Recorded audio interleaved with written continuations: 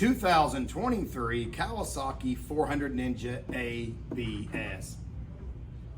Buckaroos, I don't see how you can go wrong on this thing right here. If you're looking for a nice little sport bike that's peppy and fun to get around on, I don't know, maybe you're looking for an economical commuter, you might have just found it. Or you want something to get out and ride in the mountains, you want to slick your hair back and put on some cowboy boots and a little ice blue aqua velva aftershave and roll up to the VFW for bingo night and look at somebody's mama as a passenger. This might be the machine for you right here. 400 cc's of Japanese neck snapping power right there. What else do you want? Take a look at it. Let's go up front and look. We've got ABS right here in the front.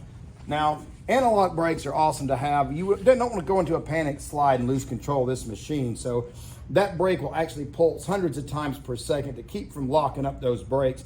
You can always tell with the ABS logo, but if it don't have that, you have your little ABS receiver right here, and obviously it sends an electronic signal to the machine. Really cool color here. It's got like this 80s or 90s looking paint scheme kind of setup, really retro looking.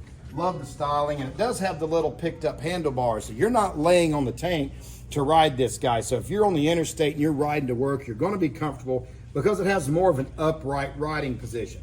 It is a twin cylinder, okay, 2 cylinders there. It's liquid cooled, obviously chain driven, and just a very compact package here that makes it really fun to go ride in the mountains and things like that based on the weight and the wheelbase. And you know what? Sometimes it's more fun to ride a slow bike fast than it is to try to ride a fast bike slow. I think this bike will make you better looking. It definitely makes it better looking when you get up close and see all the different colors and things like that on it. And with this style of bike, you can have literally any color helmet if you're dealing with white and black and some of the main colors on here being really monochromatic here. Blacked out wheels, which I love the look of on the white bike.